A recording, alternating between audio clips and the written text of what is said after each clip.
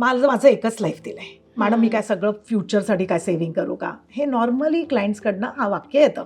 तुम्ही काय बोलायला 50,000ची SIP कर, हे काय सोपं आहे का मला? मग मी काय आजचं लाईफ जगू नको? बिलकुल जगायचं आहे, चांगलं जगायचं आहे. कितीतरी मी अशा गोष्टी बघते की आयफोन घेतलाय, तिचा काहीच उपयोग नव्हता, तिला दुसरा फोन पण चालला असता, पण घेऊन ठेवला आणि मग EMI घेत राहतात. मग EMI वर EMI म्हणजे असं बऱ्याचशा गोष्टी आपल्या घरात घेऊन ठेवतात, ज्याचा खरंच तुम्हाला उपयोगसुद्धा कळत नाही.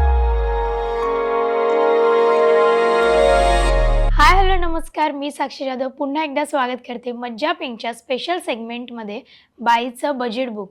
गेले अनेक एपिसोड आपण वेगवेगळ्या विषयांवरती चर्चा केली. इन्व्हेस्टमेंट, घर, सोनं, चांदी, स्कॅम. आता या शेवटच्या एपिसोडमध्ये आपण वेगळ्या विषयांवरती थोडी चर्चा करणार आहोत, थोडे गेम्स खेळणार आहोत. तर हा एपिसोड शेवटपर्यंत नक्की पहा. तर आपल्यासोबत आहेत प्रज्ञा मॅम.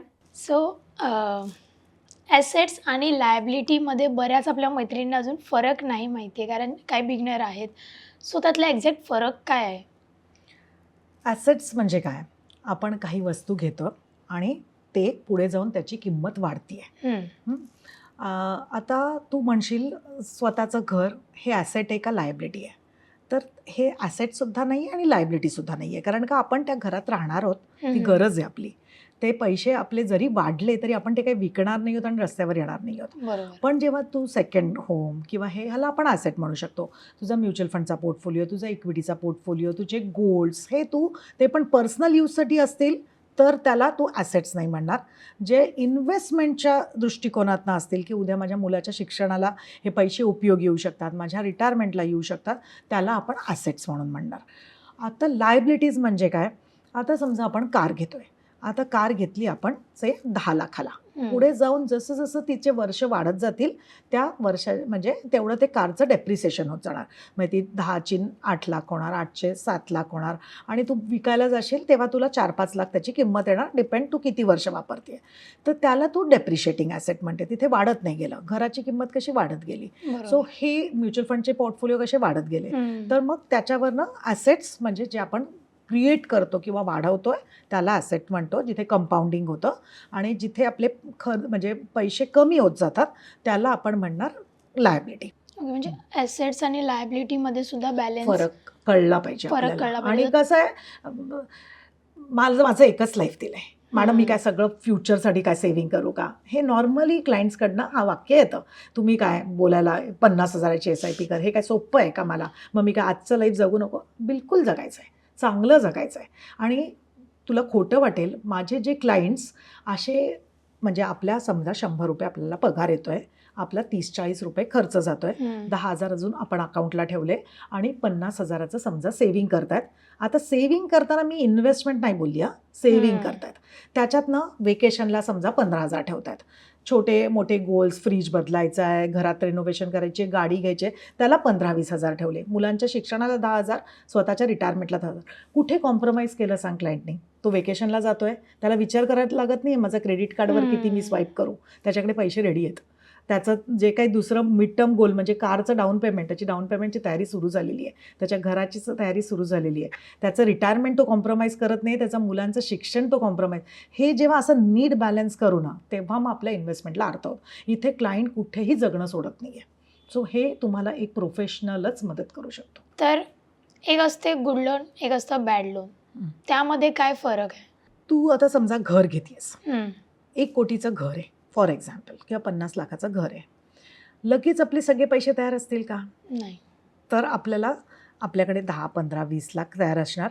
मग आपण काय करणार? बँकेत जाऊन लोन घेणार आणि मग ते 50 लाखाचं किंवा 1 कोटीचं घर घेणार. आता तिथे आपण एक लोन घेतल्यामुळे आपल्याला EMI सुरू होणार आणि आपण व्याज देणार बँकेला. आता हे जेव्हा म्हणतो ह्याच्यातनं तू ॲसेट क्रिएट करणार आहे. उद्या ते 1 कोटीचं घर तुझं झालं आहे, म्हणून मग त्याला तू गुड लोन असं म्हणणार. तसंच तू एज्युकेशन लोन, मुलाला शिकवते, त्याचं ज्ञान वाढवतेस, तो पुढे जाऊन त्याच्यावर त्याचा पगार डिपेंडंट आहे, तर त्यासाठी जर का तू एज्युकेशन लोन उचलते तर त्याला तू गुड लोन म्हणणार. पण तू आता वेकेशनला चालली आहेस, तुझ्याकडे पैसे नाही आहेत आणि तू क्रेडिट कार्ड स्वाईप करून तू एन्जॉय करते. क्रेडिट कार्डचे पैसे भरायची वेळ आली की पैसे कुठून द्यायचे हे माहिती नाही, मग मिनिमम ड्यूज भरणार, मग ते नाही झेपणार जेव्हा तेव्हा पर्सनल लोन उचलणार. असं जेव्हा करत जातो ना, त्या गाडीत अडकत जातो, तेव्हा मग त्याला म्हणणार बॅड लोन्स. म्हणजे लोक जसे आता मला मॅकबुक घ्यायचं आहे, मला आयफोन घ्यायचा आहे आणि मग EMI घेत राहतात. मग EMIवर EMI म्हणजे असं बऱ्याचशा गोष्टी आपल्या घरात घेऊन ठेवतात, ज्याचा खरंच तुम्हाला उपयोगसुद्धा कळत नाही. म्हणजे कितीतरी मी अशा गोष्टी बघते की आयफोन घेतला आहे, तिचा काहीच उपयोग नव्हता, तिला दुसरा फोन पण चालला असता, पण घेऊन ठेवला. मग तिथे कुठेतरी, आणि ते पण कशाने, तर लोन आणि EMIने, जो आपल्याला अफोर्ड होणार नव्हता. कारण का तुझा पगार फक्त 15-20 हजार आणि तू फोन कितीचा घेऊन फिरते, तर 1.5 लाखाचा. मग ह्याला अर्थ उरत नाही.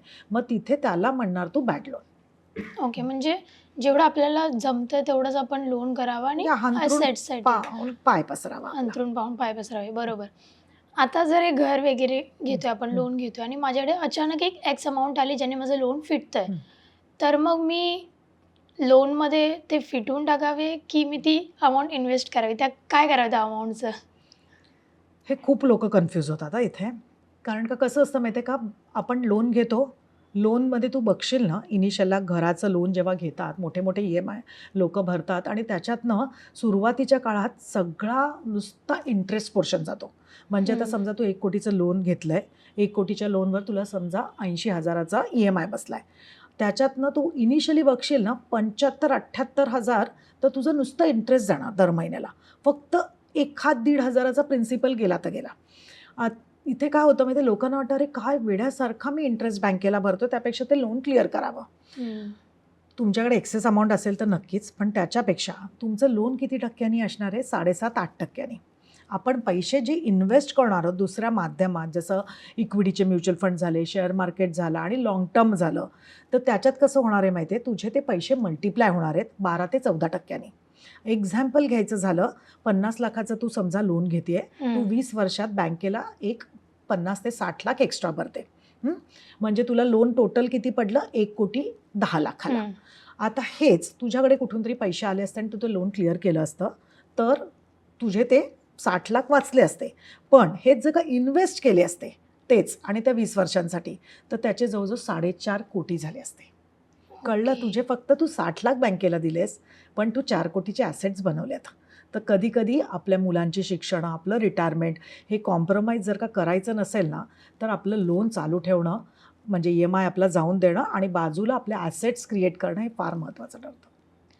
सगळ्याच प्रोसिजरमध्ये पैशां रिलेटेड असेल, आपल्या गोल्स रिलेटेड असेल, मॅनिफेस्टेशन खूप इम्पॉर्टंट असतं.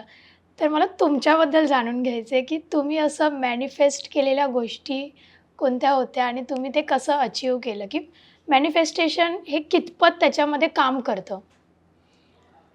माझं स्वतःचं खूप मोठं स्वप्न होतं की माझं स्वतःचा काहीतरी बिझनेस असावा. काहीच माहिती नव्हतं, कारण का मी स्वतः IT इंजिनियर, म्हणजे कम्प्युटर इंजिनिअरिंग केलं आहे. त्याच्यानंतर मी जॉब केला आहे. कुठून काय कसे मार्ग मिळत गेले हे माहिती नाही, पण मनात ते खूप, माझ्या सबकॉन्शियस माइंडला असं खूप इच्छा होते की स्वतःच्या पायावर उभी असावी, 4 लोकांनी आपल्याकडे नोकरी करावी, आपण जगाला मार्गदर्शन करावं, सोसायटीला मदत करावी. ITच्या सॉफ्टवेअरमधनं मला ते सॉफ्टवेअर इंजिनिअरिंगनी करता आलं नसतं. पण आज मी तुला सांगू शकते की जवळजवळ 2,500 फॅमिलीजना आम्ही गाईड करतो आहे, त्यांना त्यांचे फायनान्शियली लिटरेट करतो आहे, त्यांची स्वप्न साकार करतो आहे. हे कुठेतरी मी ती जर का ते मॅनिफेस्ट केलं नसतं की माझा बिझनेस असून मला काहीतरी समाजाला द्यायचं आहे. दुसरं एक्झाम्पल सुंदर सांगायचं तर माझ्या मुलाचं, तो आता कॅनडाला शिकतो आहे, मास्टर्स करतो आहे डेटा सायन्समध्ये. आणि त्यांनी ना जेव्हा ॲप्लिकेशन सुरू केले हे कॉलेजेसना ॲप्लाय करायला, आम्हाला ऑप्शन होता US होता, कॅनडा होता वगैरे. तर हा मुलगा माझा, कारण का तो तिथे जन्माला आलेला कॅनडाला, व्हँकुव्हरला. तर मी सांगितलेलं तू 15 एक ॲप्लिकेशन्स तरी बाबा कर, कारण का कुठे मिळेल आपल्याला माहिती नाही आहे, नाही मिळालं तर असं नको व्हायला की वर्ष फुकट जाते. आणि आईचं हृदय म्हणजे आपलं एकदम पॅनिक, अँक्सायटी, अरे बाबा असं. तर हा माझा मुलगा इतका कॉन्फिडेंट, हार्डली 4 ॲप्लिकेशन पाठवले असतील, त्यातनं 3 कॅनडामध्येच, 1 USमध्ये. आणि जे त्याला पहिलं पाहिजे होतं ना, मला इथेच मिळणार, मला इथे. म्हटलं अरे तू कसा कॉन्फिडेंट होऊ शकतं, ती एवढी मोठी युनिव्हर्सिटी आहे, तुला कसं मिळणार? नाही, मला इथेच मिळणार, मला इथेच मिळणार. ज्या मुमेंटला त्याला ते इन्व्हिटेशन आलं त्या कॉलेजकडनं, मला म्हणतो बघितलं मम्मा, मी सांगितलेलं ना तुला, फोकस झाला त्याचा, नक्कीच त्याचं हार्डवर्क होतं, म्हणजे मेहनत होती. एफर्ट्स होते, सगळं मी कबूल करते, पण कुठेतरी ते मॅनिफेस्टेशन खूप मोठ्या प्रमाणात सुद्धा होतं आणि त्याच्यामुळे त्याला जे पाहिजे होतं ते मिळू शकलं. सो कधी कधी नाही म्हटलं तरी एक आपल्या युनिवर्समध्ये ती एनर्जी असते, ज्याला तुम्ही आतमधनं जर का नीट त्याला अगदी खत दिलं ना, ते कुठेतरी आपलं साकार होतं. सो एक क्विक रॅपिड फायर आहे. काही असे फायनान्स रिलेटेड शब्द आहेत, टर्म्स आहेत, जे बऱ्याच लोकांना माहिती नसतात, तर त्याचं एक थोडक्यात मिनिंग तुम्ही सांगा. इन्व्हेस्टमेंट, आपण जी गुंतवणूक करतो त्याला ती. आपण इन्व्हेस्टमेंट असं म्हणू शकतो, हो. ज्याचं आपल्याला व्याज मिळतं आणि ते पैसे वाढतात. आपण जे बचत करतो त्याला सेव्हिंग्स म्हणतो, म्हणजे डब्यात पैसे टाकणं, गादीखाली पैसे टाकणं, ह्याला सेव्हिंग म्हणणार. इन्व्हेस्टमेंट म्हणजे काय, पैशांना गती देणं, वाढवणं, कंपाऊंड करणं. ओके. कंपाऊंड, कंपाऊंडिंग म्हणजे काय, चक्रवाढ. म्हणजे तू आता 100 रुपये टाकतेस, 100च्या पुढच्या समजा तुला एक एक अंदाजे 10% मिळत आहेत, तर तुझे ते 110 होणार आहेत. 110चे पुढच्या वर्षी जर का 10% मिळत आहेत, तर ते कुठेतरी 122 होणार आहेत. तर ह्याला जे चक्रवाढ होतं, वाढत जातात, त्याला आपण कंपाऊंडिंग असं म्हणतो. रिटर्न्स, तुला जे व्याज मिळतं त्याला आपण रिटर्न्स म्हणणार. म्हणजे आपण 100 रुपये टाकले आणि 100चे 110 झाले आणि 10%चं जर का त्याच्यावर व्याज मिळते त्याला रिटर्न्स म्हणणार. पोर्टफोलिओ, पोर्टफोलिओ म्हणजे आपण काही, आता तू पैसे समजा एक रिअल इस्टेटमध्ये टाकलं, एक म्युच्युअल फंडमध्ये टाकलं, काही LIC पॉलिसी, हा जो सगळे इन्व्हेस्टमेंट्स म्हणून एक जो काही आपण क्रिएट करतो त्याला आपण पोर्टफोलिओ म्हणतो, इन्व्हेस्टमेंटचा पोर्टफोलिओ. ओके. ॲसेट अलोकेशन, आपण सगळे पैसे एकाच जागी टाकत नाही. साधं जेवायला घेतलं तरी भाजी पोळी वरण भात असं करतो. तसंच इन्व्हेस्टमेंटमध्ये आपण काही डेटमध्ये टाकणार, काही इक्विटीला टाकणार, काही गोल्डमध्ये, काही रिअल इस्टेट, ह्याला तू जशी विभागणी करते त्याला ॲसेट अलोकेशन म्हणतो. इक्विटी, इक्विटी म्हणजे जे मार्केटमध्ये, म्हणजे कुठली तरी कंपनी आहे, ती कंपनी आपण लगेच ओन नाही करू शकत, पण त्याचे भागीदार होऊ शकतो. त्याच्यात तू मग इक्विटी घेतली असं म्हणणार, म्हणजे त्याच्यात एक पार्टिसिपेशन झालं. IPO, IPO म्हणजे इनिशियल पब्लिक ऑफरिंग, म्हणजे सुरुवातीला जेव्हा एखादं कंपनी लिस्ट होते तेव्हा ती शेअर डायल्यूट करते, म्हणजे त्यांचं जे शेअरिंगचं कॉम्पोजिशन असतं त्याच्यात काही इन्व्हेस्टर्सना इन्क्लूड करते आणि ते शेअर्समध्ये तू एक भागीदार होते त्या कंपनीमध्ये. त्याला इनिशियल जेव्हा होतं हे लॉन्च, त्याला IPO असं म्हणतात. म्युच्युअल फंड्स, म्युच्युअल फंड्स म्हणजे तुझ्याकडे काही पैसे आहेत, से तू 10,000 रुपये टाकले, तुझ्या आईने 5 लाख टाकले, कोणीतरी 10 लाख टाकले, असे सगळेजण असे एकत्र येतात आणि एक फंड क्रिएट होतो जो प्रोफेशनली फंड मॅनेजर मॅनेज करतात. समजा तुझ्याकडे 5,000 रुपये आहेत, समोरच्याकडे 10,000 रुपये आहेत, कोणी 10 लाख रुपये टाकते, असे काही लोक एकत्र येतात आणि एक फंड बनतो. त्याला तू एक फंडला म्युच्युअल फंड्स असं म्हणू शकतेस आणि तो प्रोफेशनली फंड मॅनेजर्स त्याला मॅनेज करतात आणि जे कंपनीज त्याला सांभाळतात त्याला ॲसेट मॅनेजमेंट कंपनीज असं म्हणतात. जे आपण भरपूर यूज केला शब्द SIP. SIP म्हणजे सिस्टमॅटिक इन्व्हेस्टमेंट प्लॅन, पण माझ्या हिशोबाने ते स्लीप इन पीस, म्हणजे तू ते इन्व्हेस्ट करायचे आणि जर का तू त्याला थोडंसं विसरलीस किंवा त्याला वाढून दिलं तर त्याचा जो इफेक्ट मिळतो ना लोकांना, म्हणजे कंपाऊंडिंगचा, तो खूप मोठा होतो आणि तू एक कॉर्पस, म्हणजे एक चांगला मोठा एक अमाऊंट क्रिएट करू शकते त्याच्याने. तर SIP म्हणजे सिस्टमॅटिक इन्व्हेस्टमेंट प्लॅन. एक अमाऊंट ठरवायची दर महिन्याला आणि ती त्या तारखेला किंवा त्या दिवसाला ती पैसे डिडक्ट होतात आपल्या अकाउंटमधनं आणि त्या फंडला इन्व्हेस्ट होतात. ओके. लमसम, लमसम म्हणजे तुझ्याकडे एकदम काही पैसे आलेत, तू घर विकलं आहे, तुझी FD मॅच्युरिटी झाली आहे, तुझे LICचे पैसे आलेत आणि तू एकदम इन्व्हेस्ट करते ते पैसे, तर त्याला लमसम अशी इन्व्हेस्टमेंट म्हणतात. SWP, सिस्टमॅटिक विड्रॉल प्लॅन म्हणजे काय, तू जेव्हा एक वयस्कर आपण होतो, आपलं रिटायर होतं, आपल्याला पेन्शन नसणार आहे, अशा वेळेस आपण एकदम पैसे इन्व्हेस्ट करतो आणि त्या पैशातनं आपण दर महिन्याला, क्वार्टरली, वर्षाला आपण पैसे काढतो, त्याला सिस्टमॅटिक विड्रॉल म्हणतो. हे कोणी लोक आपले काही 40शीत आपल्याकडे काही पैसे जमा आहेत, तर घर खर्च चालवायचा आहे थोडाफार प्रमाणात, आपल्याकडे 10 लाख रुपये आहेत, त्याच्यातनं 6,000 घर खर्चाला वापरतोय, तर असं सुद्धा करतात, तर त्याला सिस्टमॅटिक विड्रॉल म्हणतात. STP, STP म्हणजे सिस्टमॅटिक ट्रान्सफर प्लॅन. आता होतं कसं माहिती आहे, मार्केट आहे ना हे फ्लक्च्युएट होत असतं, म्हणजे वरखाली जात असतं. तर आपल्याला सगळे जसं आत्ताच्या मार्केट चाललं आहे की आपल्याला माहिती नाही कुठल्या दिशेला मार्केट जाणार आहे. मग सगळे पैसे आत्ता आपण इक्विटीमध्ये टाकले किंवा शेअर मार्केटमध्ये टाकले आणि बरं का मार्केट खाली गेलं तर पैसे निगेटिव्ह जाऊ शकतात. मग अशा वेळेस आपल्याला काय करता येतं, ते पैसे डेट फंड्स म्हणजे जिथे जास्त रिस्क नसते अशा फंड्समध्ये ते पार्क करतो सगळे पैसे, आणि हळूहळू वीकली किंवा मंथली ते पैसे त्या डेट फंडमधनं इक्विटीला शिफ्ट करतो. ह्याला म्हणतात सिस्टमॅटिक ट्रान्सफर प्लॅन.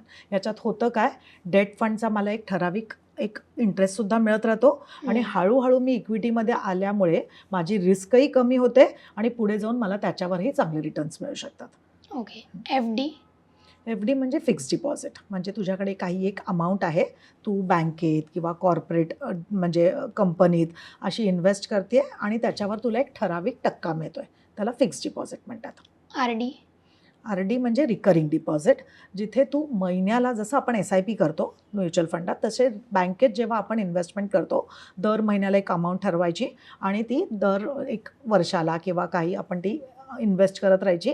रिकरिंग जेव्हा होते आणि ती फिक्स्ड डिपॉझिट सारखंच असतं की टक्का आपल्याला माहिती असतो, पण हा महिन्याला इन्व्हेस्ट करतो, त्याला रिकरिंग डिपॉझिट म्हणतात.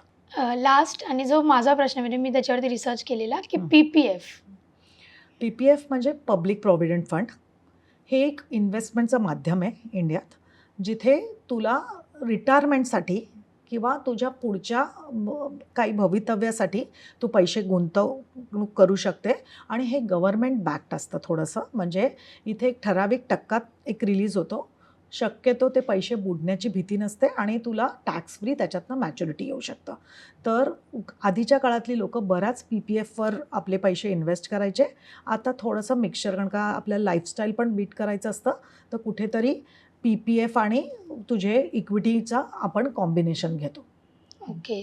सो हे बरेचसे टर्म्स आहेत फायनान्समधले जे आता कळलेत त्यांचे अर्थ. जर तुम्हाला परत कळत नसेल तर रिवाइंड करून पुन्हा एकदा बघा, कारण व्यवस्थित त्यांनी सगळं एक्सप्लेन केलेलं आहे.